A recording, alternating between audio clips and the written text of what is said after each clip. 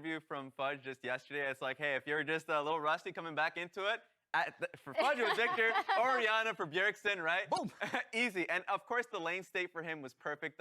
Just talking about specifically this draft, the comp, I loved it, right? It's pretty much a straight front to back composition, Trundle and Thresh being the main picks. But like talking about the early laning phase there. Yeah, so this is a gank where we've seen Santorin do so many times with Jensen, right? And I love the Trundle pick into the Xin Zhao. It's something, again, not only is Trundle a comfort pick for Santorin, but something we see him pick up and play specifically into the Jhin because of Pillar. And I really liked all the early map moves from both teams, actually. Yeah, I think Santorin's early gank was good, but then he kind of made the cardinal sin of going back into River after showing that you started 3-camp topside. So it was properly punished by XU, and I think XU's first, like, 6 or 7 minutes were pretty strong in terms of where he needed to be.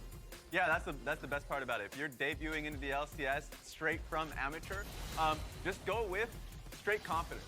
Like play on fully with what you've learned on your journey there. So I didn't even notice that he was nervous, actually. Yeah, no, I mean, obviously this play was kind of where it opened up for TL, right? This is kind of where they took over the game That's where after the gold that. went.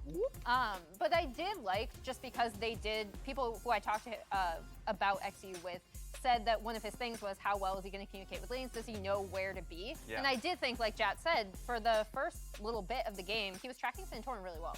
Yeah, and that point of the game that you were just talking about, you know, credit to Ayla there. Ne oluyor aga? XU for sure thought he had pressure through bot lane, that they can play through bot and then try and contest for Dragon.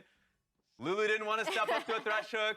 Aphelios for sure didn't want to do that. So then the target was XU, and they did it perfectly there. I mean, a lot of control out of Team Liquid. Again, not a game without mistakes for XU, and that will be abused by veteran players like Santorin, Bwipo, the likes. And from there, a quick close, 25-minute game. We were talking yesterday how a 26.5-minute victory out of 100 Thieves was something to be feared, and already Team Liquid has one-upped them by doing it in a minute and a half.